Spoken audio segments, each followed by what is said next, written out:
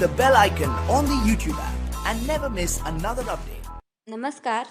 आज मैं बताने वाली हूँ आपको साबूदाना चिला रेसिपी।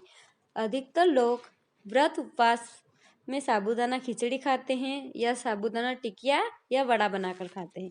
तो आज मैं आपको बताने वाली हूँ नए अंदाज में साबूदाना चिला रेसिपी, जो खाने में बहुत स्वादिष्ट लगता है और आप इसे व्रत या उपवास में भी बनाकर खा सकते हैं।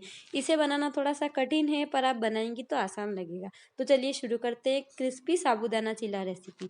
उसके लिए हमें सबसे पहले यहाँ 1 कटोरी साबूदाना लेना होगा। हमें साबूदाना को 2 से 3 पानी से धोकर 5 से 6 घंटे के लिए गला देना है। हमारे साबूदाने गलकर तैयार हो गए हैं।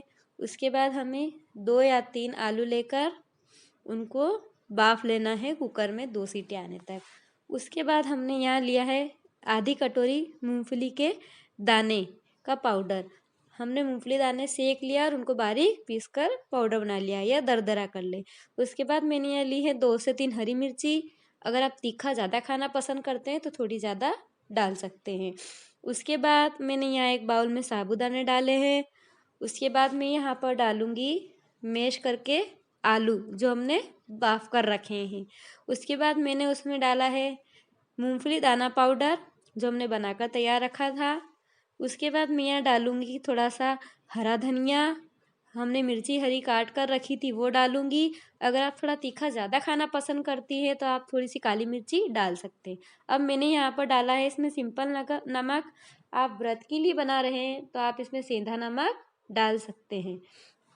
उसके बाद हम आटा लगाएंगे। हमें इसमें पानी बिल्कुल नहीं डालना है, सिर्फ आलू से ही आटा लगाना है। अगर हमें थोड़ा सा लग रहा है कि आटा नहीं लग गया तो हम उसमें थोड़ा सा तेल डालेंगे और उसको एक जैसा करेंगे। उसके बाद मैंने यहाँ लिया है बटर पेपर, उसके ऊपर हमको चिला बनाना है। अगर आपके पास बटर पेपर नहीं है तो आप प्लास्टिक की पेपर पे भी बना सकते हैं या थैली पर।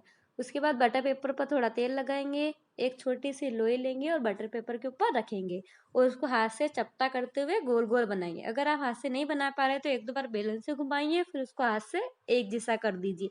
हमारा चीला बनकर तैयार है। अब मैं आपको बताती हूँ थैली पर कैसे बनाना है। थैली पर हम थोड़ा सा तेल लगाएंगे और उसी तरह से लोया रखेंगे और उसको हाथ से चपटा करते हुए बनाएंगे। उसके बाद हम नॉन स्टिक तवा गरम रखेंगे, उस पर थोड़ा सा तेल लगाएंगे। उसके बाद हम अपना चीला उसमें डालेंगे और एक तरफ से क्रिस्पी होने के बाद दूसरी तरफ से सेकेंगे और तेल लगाकर निकाल लेंगे। उसके बाद हम उसको दही के साथ सर्व करेंगे। हमारा गरम गरम चीला बनकर तैयार है। Thank you.